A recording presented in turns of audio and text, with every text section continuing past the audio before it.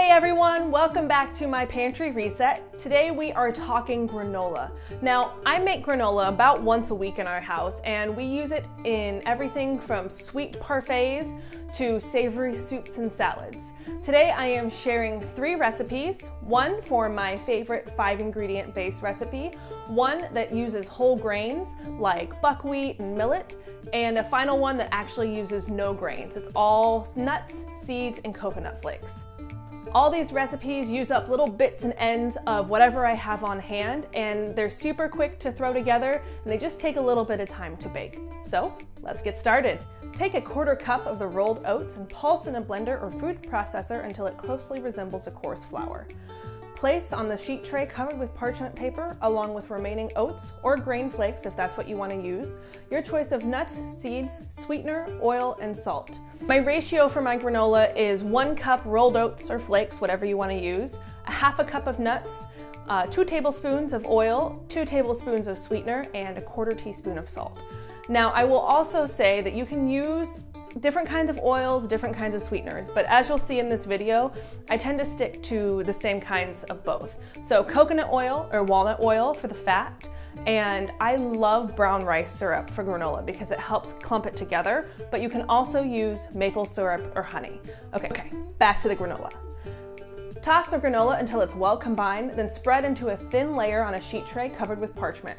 Press slightly into a square and bake for about an hour in an oven that has been preheated to 325 degrees. You'll want to rotate the pan a couple of times during baking, but your end goal is to have a beautifully golden granola at the end. Now, your edges will be a little bit darker, but that's okay. The granola is still going to taste great.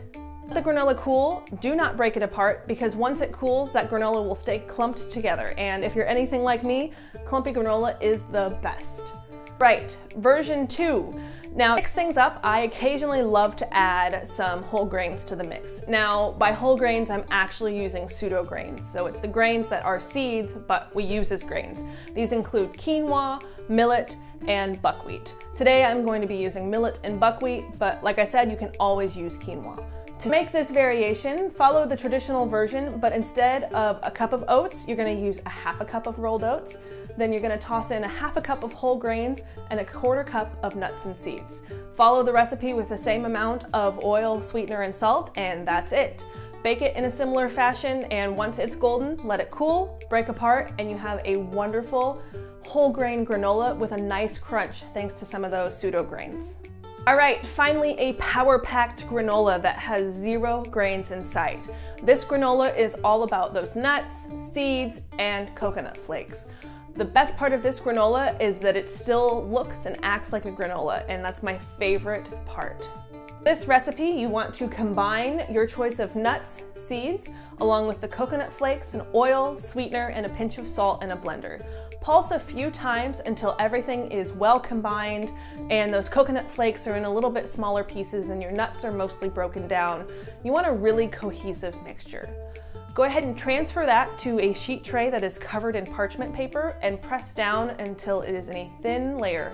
Bake in an oven that has been preheated to 325 degrees and watch it closely. This is not quite the same as traditional granola. It's gonna cook a lot faster. So watch for the browning. You don't wanna get it too overdone. I usually find somewhere in between 20 and 30 minutes.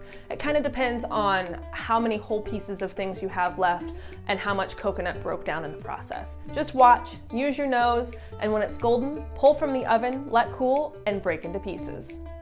All of these granolas store great at room temperature for up to a week. You just want to make sure they're completely dried out, and that's why we want those long and slow cooking times.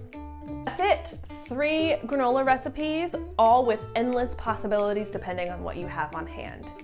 Be sure to check back tomorrow for the next video in the series. And as always, if you make a recipe or try a tip, share it on social media with the hashtag #PantryPower. I'll be checking all month long and seeing what you guys are making with your pantry ingredients and sharing on my social channels. Thanks for tuning in and happy cooking.